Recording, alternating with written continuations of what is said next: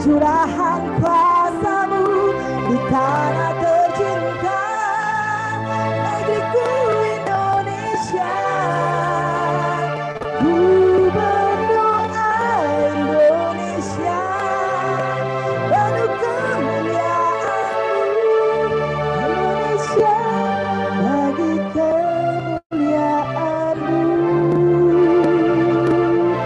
Indonesia bagi kemuliaan-Mu, Indonesia bagi kemuliaan-Mu.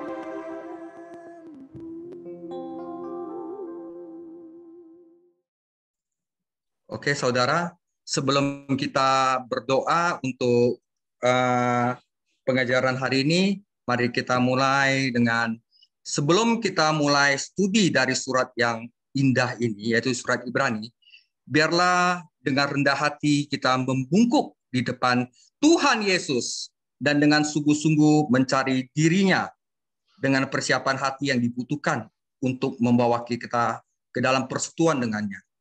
Seorang yang pribadinya, pelayanannya, dan kemuliaannya ada di kitab ini, di surat Ibrani ini, ditampilkan begitu tinggi dan indah.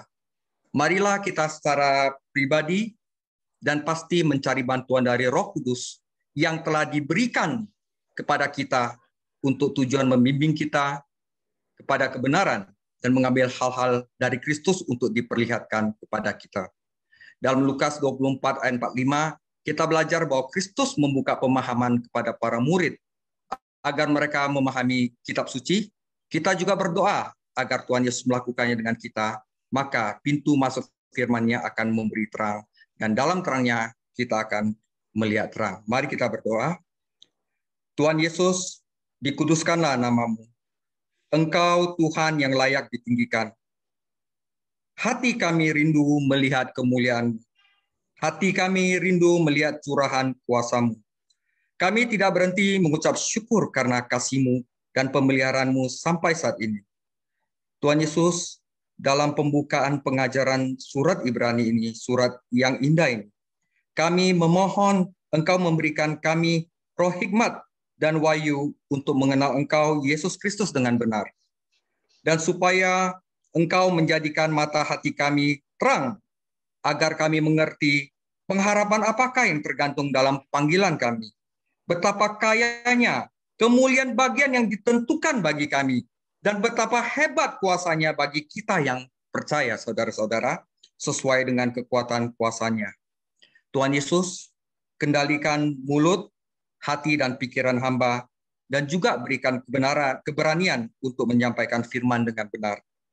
Lepaskanlah kami daripada yang jahat, jauhkanlah kami dari pencobaan, karena Engkaulah yang punya kuasa, kerajaan, kemuliaan, sampai selama-lamanya. Amin. Saudara, saya mulai pesan surat Ibrani, saudara. Surat Ibrani adalah salah satu surat yang paling indah dari Perjanjian Baru, dan Tuhan Yesus menempati tempat sentral di dalamnya. Jadi segala sesuatu dalam surat Ibrani adalah mengenai Tuhan Yesus. Pada saat yang sama, surat ini juga salah satu yang paling sulit, saudara. Untuk memahami dengan benar surat ini, seseorang membutuhkan pengetahuan yang mendalam tentang ritual dan hukum Yahudi dalam Perjanjian Lama. Pesan surat Ibrani untuk gereja global adalah bahwa Yesus lebih tinggi dari setiap hal lain yang memungkinkan untuk menggoda orang percaya untuk kembali ke dalamnya. Seperti cara-cara dosa mereka, tata cara ibadah mereka, pola pikir dan hidup yang nyaman secara budaya, ada kode etik dan moralitas non-Kristen.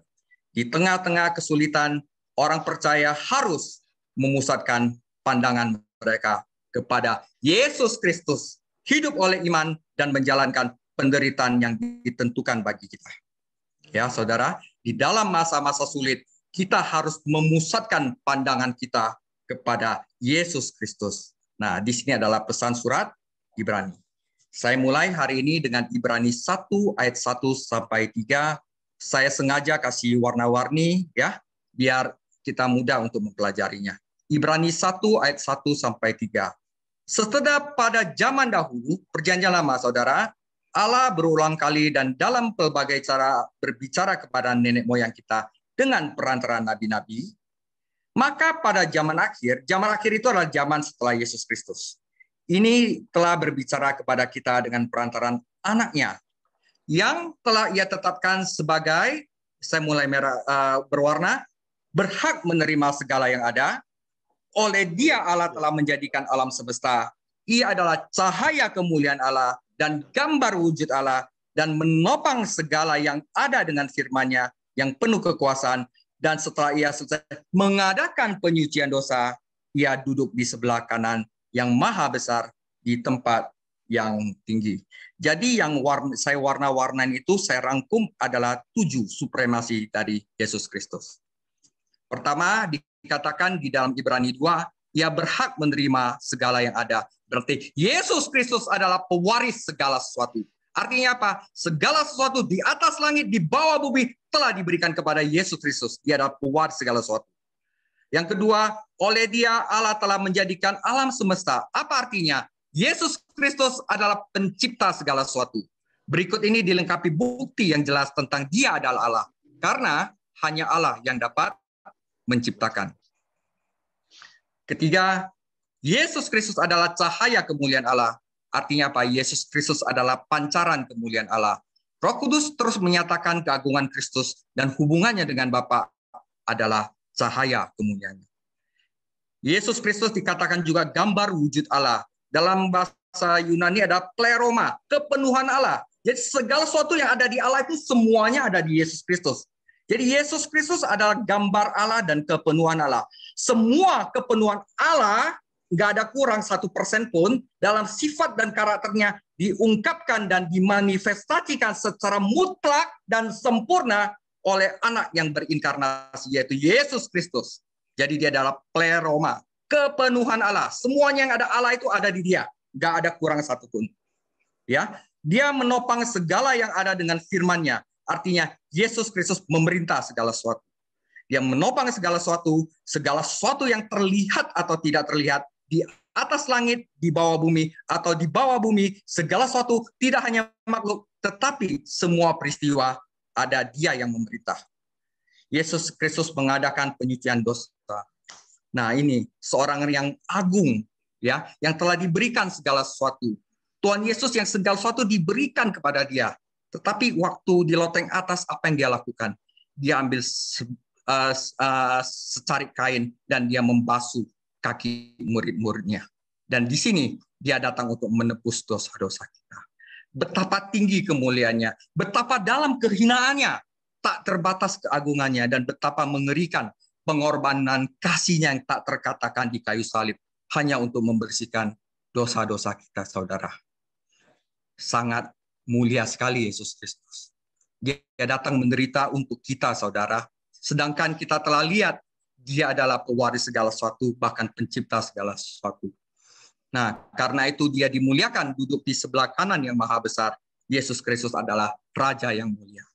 Kemuliaan di tempat tinggi mendasarkan kebesaran seseorang yang dihormati dan diagungkan di atas segalanya. Itu adalah gambaran besar dari Ibrani, bahwa Yesus Kristus adalah segalanya, bukan yang lain. Nah, dalam pendahuluan ini, saya diberikan waktu 30 menit, nanti saya akan tepati, saya akan mencoba untuk menggali surat Ibrani itu secara keseluruhan mengenai apa ya. Jadi surat Ibrani adalah surat yang sangat penting dan surat yang indah. Banyak orang menghindari surat Ibrani, dan akibatnya merampas bantuan spiritual praktis dari diri mereka sendiri. Beberapa menghindari surat ini karena mereka takut. Banyak nasihat di dalamnya, saudara, dalam surat ini membuat mereka tidak nyaman. Yang lain menghindari surat ini karena mereka pikir ini terlalu sulit bagi pelajar pada umumnya. Yang pasti ada beberapa kebenaran yang mendalam dalam surat Ibrani, dan tidak ada pengkhotbah atau guru yang berani mengklaim bahwa dia mengetahui semuanya. Tetapi pesan umum dari surat ini jelas, dan tidak ada alasan mengapa Anda dan saya tidak mengerti dan mencoba mengambil keuntungan dari surat Ibrani. Jadi mungkin cara terbaik untuk memulai pelajaran kita adalah dengan memperhatikan 5 karakteristik surat Ibrani yang saya berikan di sini. 5 karakteristik surat Ibrani. Surat Ibrani adalah surat evaluasi. Kedua, surat Ibrani adalah surat nasihat. Surat Ibrani adalah surat ujian. Surat Ibrani adalah surat pengharapan. Dan surat Ibrani adalah surat yang memuliakan Kristus. Tidak akan panjang, saudara. Saya buat sesingkat mungkin, tapi pesannya jelas. Saya mulai dengan surat evaluasi. Surat Ibrani adalah surat evaluasi. Ada 3 kata yang paling banyak di dalam surat Ibrani. Yang pertama adalah kata lebih baik. Kata ini digunakan 13 kali dalam surat ini, karena penulis ingin menunjukkan keunggulan Yesus Kristus dan keselamatnya atas sistem agama. Yesus Kristus lebih baik daripada malaikat. Dia membawa pengharapan yang lebih baik karena dia adalah perantara dari perjanjian yang lebih baik yang didirikan di atas janji yang lebih baik. Kata kedua adalah sempurna, saudara. Ya, dalam bahasa Yunani aslinya kedudukan yang sempurna di hadapan Tuhan, bukan di hadapan manusia, saudara. Digunakan 14 kali. Kesempurnaan ini tidak pernah bisa dicapai oleh imamat Lewi, ritual keagamaan, oleh hukum Taurat. Oleh darah korban juga tidak bisa mencapainya. Tetapi Yesus Kristus memberikan dirinya sebagai satu persembahan yang sempurna untuk seluruh dosa kita. Dan dengan ini dia menyempurnakan untuk selama-lamanya untuk mereka yang dikuduskan. Ibrani 10:14. Jadi mengevaluasi bahwa Yesus Kristus lebih dari segala-galanya. Lebih dari segala sesuatu yang ada di dunia ini. Bahkan hukum Taurat, korban, dan imamat Lewi. Kata ketiga adalah kekal. Kristus adalah pemberi keselamatan kekal. Melalui kematiannya, dia memperoleh kelepasan yang kekal, dan dia berbagi kepada orang-orang percaya untuk menerima bagian kekal yang dijadikan. Dan apapun di dunia tidak pernah menjanjikan kita sesuatu yang kekal. Hanya Yesus Kristus. Jadi surat Ibrani adalah surat evaluasi. Jadi penulis membandingkan sistem hukum perjanjian lama dengan kasih karunia perjanjian baru. Dia menjelaskan bahwa sistem agama Yahudi bersifat sementara dan tidak dapat membawa hal-hal yang lebih baik, hal-hal yang kekal yang ditemukan di dalam Yesus Kristus. Jadi ketika Anda menggabungkan 3 kata penting ini, lebih baik, kekal, dan sempurna, Anda menemukan bahwa Yesus Kristus dan kehidupan Kristen yang dia berikan kepada kita lebih baik. Karena apa? Berkat-berkat ini kekal dan memberikan kita kedudukan yang sempurna di hadapan Allah. Sistem agama di bawah hukum Musa, hukum Taurat, ritual, bait suci, semuanya tidak dapat bersifat kekal dan hanya Yesus Kristus dapat mencapai penebusan sekali untuk selamanya yang kekal. Jadi surat ini adalah surat evaluasi. Anda bisa membandingkan, ya. Tapi mengapa penulis meminta pembacanya untuk mengevaluasi iman mereka dan apa yang Yesus tawarkan kepada mereka? Karena saudara, mereka saat itu mengalami masa-masa sulit dan tergoda untuk kembali ke agama Yahudi. Kenapa? Kalau kita persembahan korban di bait suci, nggak ditindas, saudara. Tetapi kalau kita menserukan nama Yesus saat itu, langsung ada penganiayaan. Jadi nama Yesus itu benar-benar ditakuti oleh orang-orang Roma dan apa yang di dalamnya itu, ya. Bait suci itu masih berdiri saat itu, belum dihancurkan waktu tahun 70, dan semua orang ritual masih dilakukan setiap hari. Betapa mudahnya bagi orang-orang Yahudi yang percaya ini lolos dari penganiayaan dengan kembali ke sistem Musa lama yang mereka kenal sebelumnya. Jadi mereka mengorbankan kambing di bait suci, mereka tidak dianiaya. Tetapi mereka menyerukan, mengucapkan nama Yesus Kristus, mereka langsung dianiaya, mengalami penindasan. Nah, ini adalah surat untuk orang-orang Yahudi generasi kedua yang telah dimenangkan bagi Kristus oleh mereka yang tengah mengenali Kristus. Mereka adalah orang percaya sejati. Mereka telah dianiaya karena iman mereka, namun mereka dengan setia melayani kebutuhan orang lain, tetapi sedang dirayu oleh guru-guru ajaran palsu. Mereka dalam bahaya melupakan firman yang benar yang telah diajarkan oleh pemimpin pertama mereka yang sudah mati. Jadi mereka tergiur karena penganiayaan, mereka tergiur karena guru-guru palsu, dan sebagian tergiur karena kenikmatan dunia. Jadi ada 3 hal yang bisa menghancurkan iman kepada Yesus Kristus. Yang satu adalah penindasan, yang kedua adalah guru-guru palsu, dan yang ketiga adalah kenikmatan dunia. Itu 3 nanti yang menghajar iman kita. Ya, dan kalau kita tidak kuat di dalam Yesus Kristus dan kita tidak percaya bahwa Yesus lebih dari segalanya, maka dengan mudah kita akan meninggalkan iman kita. Inilah gunanya surat Ibrani, agar kita mengevaluasi bahwa Yesus Kristus lebih dari segalanya. Ya. Nah, hal yang tragis tentang orang-orang percaya saat ini bahwa mereka terhenti secara rohani dalam bahaya mundur. Beberapa dari mereka bahkan meninggalkan ibadah dan tidak membuat kemajuan rohani. Dalam kehidupan Kristen, jika Anda tidak maju, maka Anda mundur. Tidak ada yang tepat berdiri. Bagaimana kita bisa kembali kepada agama lama Anda? Luangkan waktu untuk mengevaluasi apa yang Anda miliki dalam Kristus. Saudara, surat Ibrani mengatakan bahwa Yesus Kristus lebih baik dari apapun yang Anda miliki di bawah hukum. Surat Ibrani mendidikan pribadi dan pekerjaan Yesus Kristus, Anak Allah. Saudara, ketika Anda menyadari semua yang Anda miliki di dalam dan melalui Kristus, Anda tidak memiliki keinginan untuk orang lain atau apapun. Jadi surat ini adalah surat yang penting biar Anda tetap tegar di dalam Yesus Kristus. Pertama, ini adalah surat evaluasi saudara di Ibrani. Yang kedua, surat Ibrani adalah surat nasihat. Penulis menyebut surat ini nasihat. Kata Yunani diterjemahkan nasihat itu adalah dorongan. Jadi bukan nasihat, sebenarnya dorongan penghiburan. Ya, kata ini terkait oleh kata Yunani diterjemahkan penghibur dalam Yohanes 14:16 mengacu pada Roh Kudus. Surat Ibrani tidak ditulis untuk menakut-nakuti, tetapi untuk mendorong orang. Kita diperingatkan untuk saling menguatkan setiap hari. Ini mengingatkan kita memiliki dorongan yang kuat dalam Kristus Yesus. Surat Ibrani dibuka dengan pernyataan penting. Allah telah berbicara kepada kita di dalam anaknya, yaitu firman-Nya. Menjelang akhir surat ini, penulis menyatakan, jagalah supaya kamu tidak menolak Dia yang berbicara. Dengan kata lain, tema Ibrani dalam konteks surat nasihat adalah Allah telah berfirman, kita memiliki firman-Nya, dan apa yang kita lakukan tentang firman itu. Jadi ada 5 nasihat di dalam bagian surat ini membantu kita memahami, yaitu mendorong kita percaya kepada Tuhan Yesus dan mengindahkan firman-Nya. Yang kedua adalah firman-Nya, ya. Nah, di sini ada kata-kata yang berulang-ulang di dalam kitab Ibrani, ya. Dengan mengingat kebenaran ini, sekarang kita dapat melihat memahami arti dari kelima perikop masalah dalam Ibrani. Masing bagian menasihatin kami untuk mendengar firman Tuhan, bahwa Tuhan telah berbicara, dengan menunjukkan konsekuensi spiritual yang menyedihkan yang diakibatkan jika kita tidak melakukannya.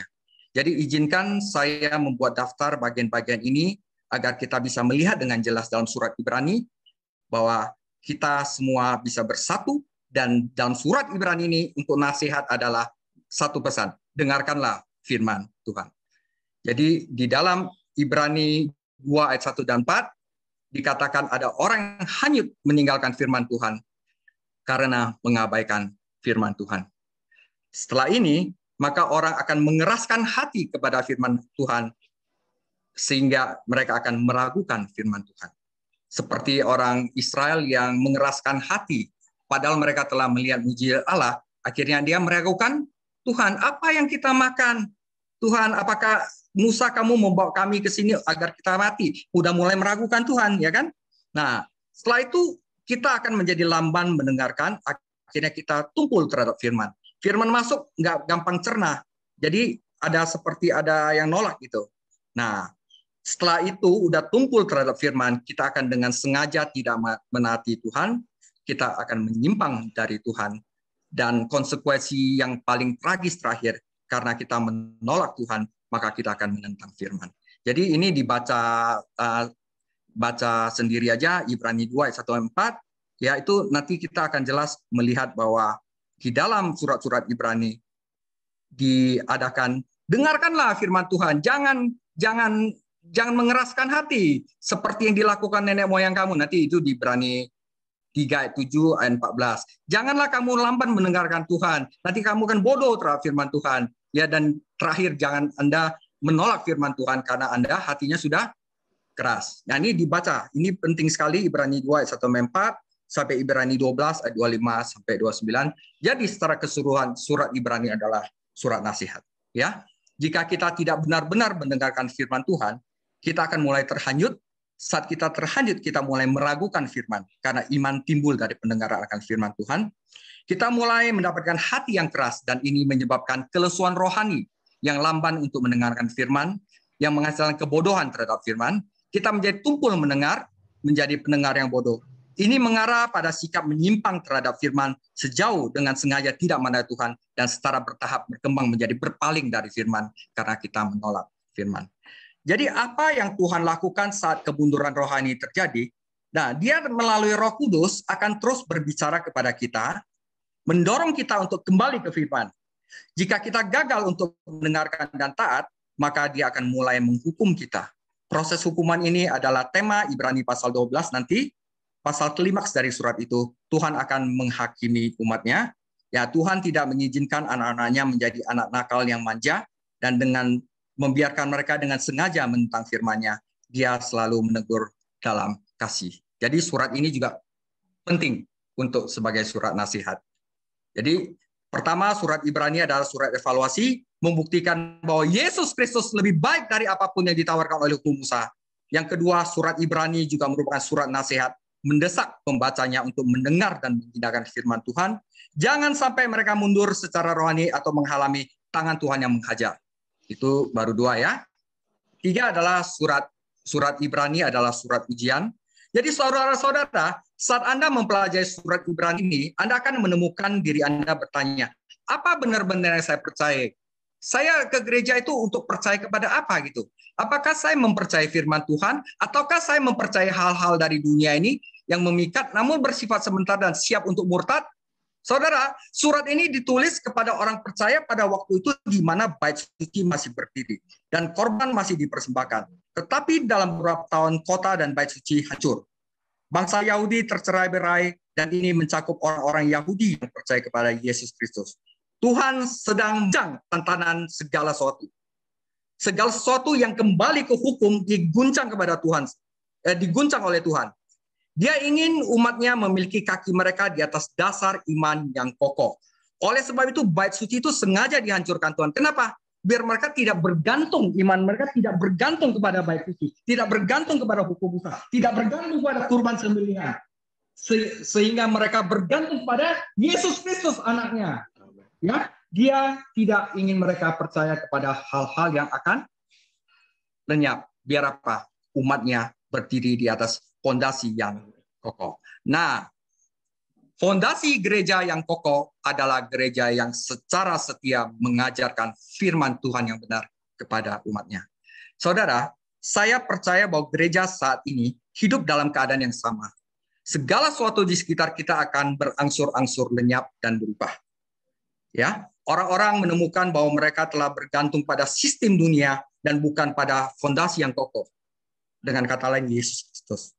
Bahkan umat Tuhan telah begitu terperangkap dalam sistem dunia ini, sehingga kepercayaan mereka bukan pada Tuhan Yesus, tetapi kepada uang, bangunan, program, motivasi, dan hal-hal material lainnya yang akan lenyap, saudara. Semuanya itu bersifat sementara. Nah, seperti bait suci yang akan diguncang oleh Tuhan saat itu, maka hal ini yang ada di saat ini, yang bersifat materi, sebelum Yesus datang, akan diguncang oleh Tuhan juga. Ketika Tuhan terus mengguncang masyarakat, sistem dunia akan jatuh, dan umat Tuhan akan menemukan bahwa satu-satunya kepercayaan mereka harus ada firman Tuhan, yaitu Yesus Kristus. Maksudnya begitu, saudara. Ya, Tuhan ingin hati kita diperkuat dengan kasih karunia, dan kata diperkuat ini digunakan dalam satu dan betul lainnya 8 kali dalam bahasa Ibrani, artinya berpijak dengan kokoh, beri kokoh di atas fondasi yang kokoh. Itu membawa gagasan tentang kekuatan, keandalan, kekekalan. Ini adalah pesan kunci dari Ibrani. Anda bisa aman sementara di sekitar Anda yang berantakan. Tetapi kita memiliki kerajaan yang tidak dapat digoncangkan.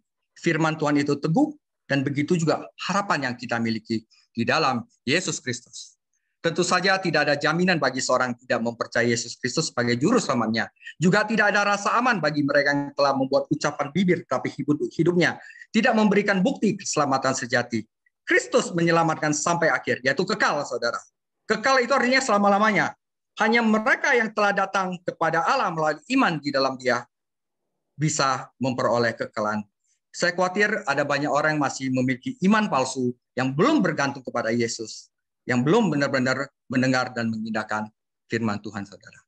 Ya, jadi yang ketiga, surat Ibrani adalah surat ujian. Ini membantu Anda menemukan di mana letak iman Anda sebenarnya. Di dalam Yesus Kristus kah? Di dalam firman Dia kah? Atau di hal-hal duniawi yang ada di sekitar Anda yang akan diguncang Tuhan dan lenyap seperti bait suci yang akan diguncang Tuhan yang akhirnya roboh. Oke, dua lagi saudara, jadi sabar. Surat Ibrani adalah surat pengharapan. Fokus dalam surat ini adalah masa depan, yaitu pengharapan. Penulis memberitahu kita bahwa dia sedang berbicara tentang dunia akan datang, Ibrani 2:5, saat ketiga orang percaya akan memerintah bersama-sama dengan Kristus. Yesus Kristus adalah pewaris segala sesuatu, dan kita berbagi janji warisan kekal, seperti para bapak bangsa yang dipuji di dalam Ibrani 11, pahlawan iman, kita sedang mencari kerajaan masa depan Allah itu. Seperti pahlawan iman yang hebat ini, kita hari ini seharusnya menjadi orang asing dan penjara di bumi. Ini adalah salah satu alasan mengapa Tuhan mengguncang segala sesuatu di sekitar kita, saudara. Dia ingin kita melepaskan diri dari hal-hal dunia ini dan berhenti bergantung kepadanya. Dia tidak ingin kita memusatkan perhatian kita pada dunia. Dia ingin memusatkan perhatian kita pada dunia akan datang. Itu tidak berarti bahwa kita begitu menjadi berpikiran surgawi sehingga kita tidak memiliki kebaikan duniawi. Bukan gitu, saudara. Maksudnya biar kita tidak bergantung kepada hal duniawi, ya. Melainkan itu berarti bahwa kita mengendur sejauh menyangkut hal duniawi dan mulai hidup untuk nilai-nilai kekal yang akan datang. Jadi surat Ibrani adalah surat pengharapan. Sebagai contoh, saudara, Abraham dan Lot. Abraham dan Lot, keponakannya, menggambarkan dua sikap yang berbeda. Abraham adalah orang kaya yang biasa tinggal di rumah mahal, di lokasi manapun yang dia pilih. Tetapi dia pertama-tama adalah hamba Tuhan. Seorang penjara dan orang asing, dan ini berarti tinggal di tenda-tenda. Lot memilih untuk meninggalkan kehidupan ziarah dan pindah ke kota Sodom yang jahat. Manakah dari kedua pria ini yang memiliki keamanan sejati? Tampaknya Lot lebih aman di kota daripada Abraham di kemah. Tetapi Lot menjadi tawanan perang dan Abraham harus menyelamatkannya. Karena apa? Abraham bergantung pada Allah, Lot bergantung pada dunia. Jadi bukannya mengindahkan peringatan Tuhan, Lot kembali ke kota, dan ketika Tuhan menghancurkan Sodom dan Gomora, Lot kehilangan segalanya. Lot adalah orang yang diselamatkan, tetapi dia percaya pada hal-hal dunia ini daripada percaya pada firman Tuhan. Lot kehilangan yang permanen karena dia bergantung pada yang sementara. Jadi saudara, apakah Anda mau menggantungkan diri Anda kepada yang sementara atau yang kekal, yang sempurna, yang lebih baik dari segalanya, yaitu Yesus Kristus? Surat ini mengajarkan kita untuk hal yang seperti ini. Ya, Anda dan saya sebagai anak-anak Tuhan telah dijanjikan pahala di masa depan, seperti halnya Abraham dan Musa di masa lalu. Keputusan yang kita buat hari ini menentukan upah di hari besok. Lebih dari itu, keputusan kita harus dimotivasi oleh harapan menerima imbalan. Abraham menaati Allah karena ia mencari sebuah kerajaan. Musa meninggalkan harta dan kesenangan Mesir karena ia menghormati pahala. Pahlawan besar yang beriman ini hidup di masa depan dan demikian mampu mengatasi godaan dunia dan daging. Sebenarnya sikap iman yang sama inilah yang membawa Tuhan Yesus Kristus melalui penderitaan salib. Yesus karena sukacita yang disediakan di hadapannya memikul salib itu, mengabaikan rasa malu. Penekanan dalam surat Ibrani adalah jangan hidup untuk apa yang dunia janjikan kepadamu hari ini. Hiduplah untuk apa yang Tuhan janjikan padamu di masa depan. Jadilah orang asing dan penjara di bumi ini. Berjalanlah dengan iman yang membawa kepada pengharapan, bukan dengan penglihatan. Jadi, Jadi surat Ibrani adalah surat pengharapan. Jangan hidup untuk apa yang dunia janjikan kepadamu hari ini. Karena sementara, saudara, hiduplah untuk apa yang Tuhan janjikan padamu di masa depan. Itu kekal, saudara. Jadi Anda pilih, mau yang sementara atau yang kekal. Ya. Dan terakhir, saudara, surat Ibrani adalah surat yang memuliakan Kristus. Surat Ibrani meninggikan pribadi dan pekerjaan Tuhan kita, Yesus Kristus. 3 ayat pertama mengatur tema yang tinggi dan suci ini. Yang seperti saya jabarkan, supremasi Yesus Kristus ada 7 yang dan ini akan dipertahankan di seluruh surat ini. Ya, tujuan langsung mereka adalah untuk membuktikan bahwa Yesus Kristus lebih tinggi dari para nabi, orang-orang yang dijunjung tinggi oleh orang Yahudi. Dalam pribadinya, Yesus Kristus lebih dari nabi. Dia adalah putra Allah dan bukan hanya manusia yang dipanggil oleh Allah. Penulis menjelaskan bahwa Yesus Kristus adalah Allah sendiri karena gambarannya tidak pernah diterapkan kepada manusia. Pancaran kemuliaannya mengacu pada Shekinah, yaitu kemuliaan Allah yang berdiam di tabernakel atau bait suci. Kata Shekinah adalah transliterasi dari kata Ibrani yang berarti tinggal, dwelt. Ya, Kristus bagi Bapa sama seperti sinar matahari dan matahari. Dia adalah pancaran kemuliaan Tuhan. Karena tidak mungkin memisahkan sinar dan matahari, maka kemuliaan Kristus juga tidak mungkin dipisahkan oleh kodrat Allah. Dan kata gambar berasal dari kata Yunani, pleroma, yang diterjemahkan kepenuhan. Jadi secara harafiah bahwa Yesus Kristus adalah representasi penuh dari hakikat Allah. Sepenuhnya. Hanya Yesus yang dapat berkata jujur bahwa dia yang telah melihat aku, telah melihat Bapa. Yohanes 14 ayat 9. Ketika Anda melihat Kristus, Anda sesungguhnya telah melihat kemuliaan Allah. Nah, memuliakan Kristus dalam pekerjaannya. Dalam pekerjaannya, Kristus juga lebih tinggi dari para nabi. Pertama-tama, dia adalah pencipta alam semesta, karena oleh dia Tuhan menciptakan dunia. Kristus tidak hanya menciptakan segala sesuatu dengan firman-Nya, tetapi dia menopang segala sesuatu dengan firman yang penuh kuasa. Dia yang ada di depan segala sesuatu, dan olehnya segala sesuatu berdiri atau bersatu. Kolose 1 ayat 17. Kata menopang itu bukan memanggul, saudara, ya, bukan kayak orang panggul, ya. Seolah-olah alam semesta ada di bebannya Yesus. Itu berarti yaitu Tuhan Yesus memerintah dan mengatur dan memelihara dari satu tempat ke tempat lainnya. Dia adalah Tuhan yang pencipta, Tuhan yang memelihara, yang membimbing alam semesta ini menuju kehendak Bapa yang ditentukan secara ilahi. Dia juga nabi yang lebih tinggi yang menyatakan firman. Kontras antara Kristus, sang nabi, dan para nabi lainnya mudah dilihat. Yesus Kristus adalah firman terakhir Allah. Kristus adalah sumber pusat akhir dari segala sesuatu yang Tuhan katakan stop di anaknya. Jadi memuliakan Kristus karena dia memberikan dirinya untuk kita yang kehilangan kemuliaan Allah. Yesus Kristus juga memiliki pelayan sebagai imam. Dan ini mengungkapkan kebesarannya. Dengan dirinya, dia menghapus dosa-dosa kita. Aspek pelayanan ini akan dijelaskan secara rinci dalam Ibrani 7-10. Akhirnya Yesus Kristus bertata sebagai Raja. Dia telah duduk karena pekerjaan telah selesai, dan dia duduk di sebelah kanan yang mulia, tempat kehormatan. Ini membuktikan bahwa ia setara dengan Allah Bapa, karena tidak ada makhluk ciptaan yang dapat duduk di sebelah kanan Allah. Oke, jadi surat Ibrani terakhir adalah surat yang memuliakan Kristus karena pribadinya, pekerjaannya, dan kesetaranya dengan Bapa. Jadi nanti kita akan belajar semua ini, ya. Nah, ini cuma pendahuluan aja, saudara. Dan sebagai penutup, Yesus Kristus adalah pencipta, nabi, imam, dan raja. Yesus Kristus lebih tinggi dari semua nabi dan hamba Allah yang pernah muncul di halaman suci Alkitab. Tidak mengherankan bahwa Bapa berkata pada transfigurasi Kristus, inilah anakku yang terkasih, kepadanya aku berkenan, dengarkanlah dia. Maka itu kita harus mendengarkan firman Tuhan. Ya, dua nabi terbesar ada di sana bersama Yesus, Musa dan Elia, tetapi Kristus lebih tinggi dari mereka. Saat kita mempelajari Ibrani bersama, saudara, ini penting. Kita harus ingat bahwa tujuan kita bukanlah tersesat dalam detail doktrinal yang aneh. Jadi kita nggak usah putar-putar yang aneh. Juga bukan tujuan kita untuk menyerang atau mempertahankan dogma gereja, saudara. Ini penting, saudara. Tujuan kita adalah untuk mendengar Allah berbicara di dalam Yesus Kristus dan untuk mengindahkan firman itu.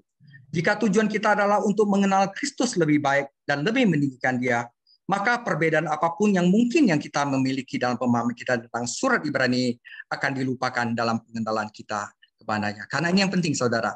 Jangan kita nanti ada perbedaan, dogma gereja, kita nggak usah bicara itu, saudara. Yang penting kita berpusat kepada Kristus, mengenal dia, seperti yang surat Paulus lakukan. Ya, ini terakhir. Tetapi apa yang dahulu merupakan keuntungan bagiku, sekarang kuanggap rugi karena Kristus. Segalanya itu nggak berguna lagi karena apa? Kristus. Malahan segala sesuatu kuanggap rugi karena apa? Pengenalan akan Kristus Yesus Tuhanku lebih mulia daripada semuanya. Oleh karena dialah aku telah melepaskan semuanya itu dan menganggapnya sampah supaya aku memperoleh Kristus. Dan akhirnya dia bicara, yang ku kehendaki, ini perlu dihafal, saudara, penting. Yang ku kehendaki ialah mengenal dia dan kuasa kebangkitannya dan persekutuan dalam penderitanya, di mana aku menjadi serupa dengan dia di dalam kematiannya, supaya aku akhirnya beroleh kebangkitan dari antara orang mati. Oleh Paulus, Rasul Yesus Kristus. Jadi inilah sharing saya untuk hari pertama Kitab Ibrani. Tuhan Yesus memberkati. Puji Tuhan. Terima kasih Pak David Chang buat sharingnya, renungannya atau pengajarannya malam ini. Apakah Bapak Ibu semuanya sudah paham? Yang boleh paham angkat tangannya atau jempolnya. Yang mengerti katakan amin. Boleh lihat tangannya, jempolnya, beri diangkat. Oke, puji Tuhan. Apakah ada yang mau bertanya? Silahkan. Yang mau bertanya, silahkan. Bapak Ibu, monggo. Yang belum paham, yang belum jelas, silahkan bertanya. Kalau saya ada dua hal yang saya tangkap banget, cukup baik. Ini dari saya ya. Yang pertama dikatakan begini tadi. Gereja kalau tidak maju, pasti akan mengalami kemunduran dalam Tuhan. Itu bagus banget.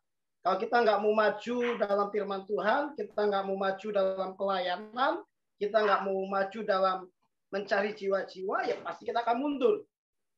Itu cukup bagus Pak David. Saya garis bawahi di titik itu. Thank you, Mr. David Chang ya. Kedua, gereja yang baik dan benar adalah gereja yang mengajarkan kebenaran firman Tuhan kepada umat. Yes. Jadi kalau GB Tanah Abang dalam hal ini Pastor Hizkia Mintarjo mulai membuka rumah doa sebagai pembelajaran firman Tuhan, itu saya udah acungin jempol. Oke, silakan saya buka ruang tanya jawab ya.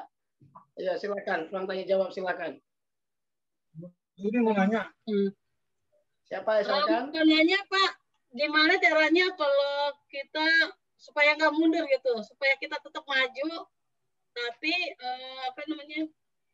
tetap semangat gitu. Tip-tipnya gimana gitu, trik-triknya gitu. Oke. Oke. Itu aja seperti.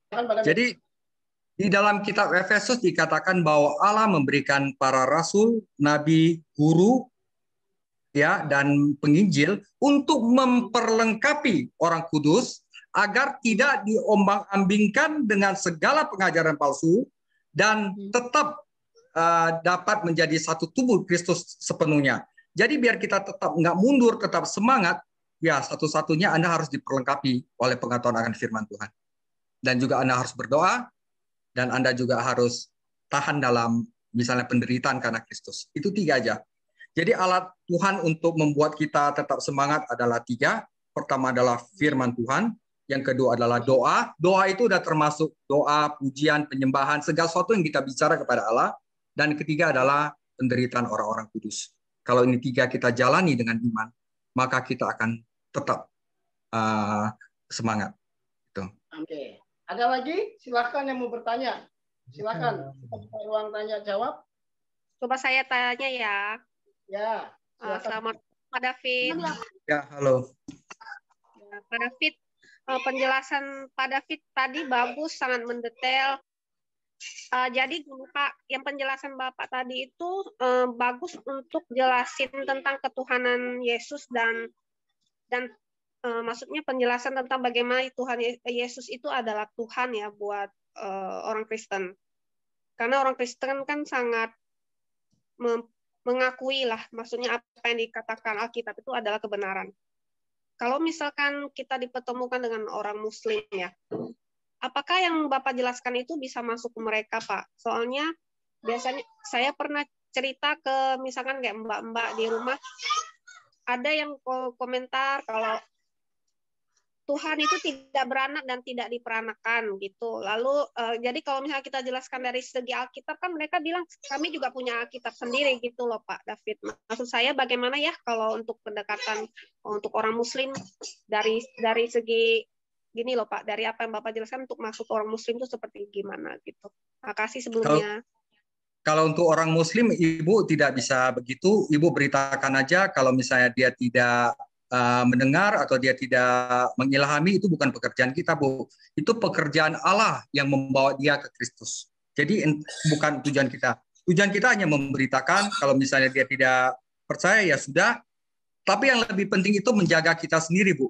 Karena surat-surat Ibrani ini bukan ditujukan kepada orang-orang yang belum percaya, tetapi ditujukan kepada orang-orang percaya yang dalam bahaya akan murtad karena penindasan, karena ajaran palsu, dan karena kenikmatan hidup. Itu 3, Bu. Jadi untuk surat Ibrani ini bukan untuk orang yang tidak percaya, tetapi untuk orang percaya. Dan menjawab pertanyaan Ibu kepada orang-orang yang bukan orang percaya, Ibu beritakan aja. Tugas Ibu udah cukup sampai sana aja. Dia percaya nggak percaya, itu bukan tugas dari Ibu, tetapi tugas dari Roh Kudus. Terima kasih. Oke, Pak David. Terima kasih ya. Saya mewakili semuanya. Terima kasih Pak David Terima kasih, Pak. Pengajarannya malam hari ini. Sang Yesus memberkati, dan untuk saya boleh ditulis ya di catatan kita musuh iman ya. Dari tadi dan itu sangat penting. Hati-hati dengan yang pertama, ternyata dengan penganiayaan ya, dengan kesukaran, karena ternyata itu bisa membuat kita murtad. Berapa banyak teman-teman kita yang menghadapi tekanan hidup yang begitu berat, akhirnya mereka meninggalkan Yesus. Atau jangan ada di antara ini pikir mau meninggalkan Yesus. Nah ya, kemudian yang kedua adalah ajaran nabi-nabi palsu. Jangan-jangan kita udah dengerin tuh ajaran nabi-nabi palsu dan kita hampir udah mau kehilangan iman. Udah mau, aduh gue nggak Kristen lagi deh ternyata. Nah, karena kita terpengaruh sama nabi palsu, hati-hati. Dan yang terakhir apa tadi Pak David? Kenikmatan hidup, Pak. Nah, kenikmatan hidup. Maunya dukung terus gitu ya. Maunya enak-enak. Disuruh doa nggak mau. Disuruh baca firman nggak mau. Maunya ya, kalau nomor doa nomor 100, hati-hati. Ya, harusnya kita mau bekerja, ya, melakukan apa yang kita dengar, yaitu firman Tuhan, supaya kita bukan hanya menjadi pendengar saja, tetapi kita menjadi pelaku. Ya, silakan doa tutup. Bapa di surga, Tuhan Yesus dan Roh Kudus, terima kasih buat malam ini, waktu yang sangat cepat berlalu, tetapi kami mendapatkan hal yang baik, yaitu kebenaran firman-Mu tentang kitab Ibrani. Kami tahu Pastor David Chang melakukan bagiannya, dan sudah dia lakukan. Selebihnya kuasa Roh Kudus-Mu yang mengingatkan kami kembali, mengajar kami kembali untuk kebenaran demi kebenaran yang sudah kami dengar. Tuhan, tolong hamba-hamba-Mu, seluruh audien yang hadir, peserta yang hadir, kami hamba-hamba Tuhan yang hadir malam ini, Engkau tutup bungkus kami dengan kuasa darah Yesus, biar kami bukan hanya pendengar, tapi pelaku-pelaku firman-Mu. Kami mau praktek, mau bertumbuh mengenal akan Tuhan. Terima kasih buat GBI, Tanah Abang Tuhan, yang mau membuka hati, membuka diri untuk kami mau belajar kebenaran firman-Mu lebih dan lebih lagi di hari-hari menjelang kedatangan Tuhan Yesus kedua kali. Biar kami dipersiapkan untuk revival, untuk Pentakosta ketiga, bahkan menyelesaikan amanat agung Tuhan. Ini kami hamba-hamba-Mu, messenger Pentakosta Tuhan. Kami percaya apa yang kami lakukan tidak sia-sia, dan itu menyenangkan hati Bapa di surga. Berkati Pak David Chang, berkati Great Uslu Hotel, berkati persekutuan doa di sana, tim yang ada Tuhan untuk SGC Bible Online, Tuhan berkati Tuhan, dan khususnya GBI Tanah Abang, Engkau juga memakai kami semua menjadi berkat bagi kemuliaan Tuhan. Sebelum kami berpisah, kami siap menerima berkat melalui hamba-Mu Esther Hizkia Mintasio. Ku sembah Kau Tuhan, ku mengangkat tanganku, selamanya Kau ajaib bagiku. Ku sembah Tuhan, ku mengangkat wajahku, selamanya bagiku. Ku angkat dan ku angkat tanganku, selamanya Kau ajaib bagiku. Ku sembah Ku sembah Tuhan dan ku angkat wajahku, selamanya Kau hebat bagiku. Selamanya Kau hebat bagiku. Selamanya Kau hebat bagiku.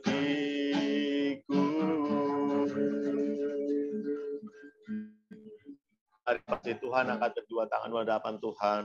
Kekasih-kekasih Kristus, kita akhiri rumah doa kita malam hari ini. Terimalah berkat yang berlimpah-limpah.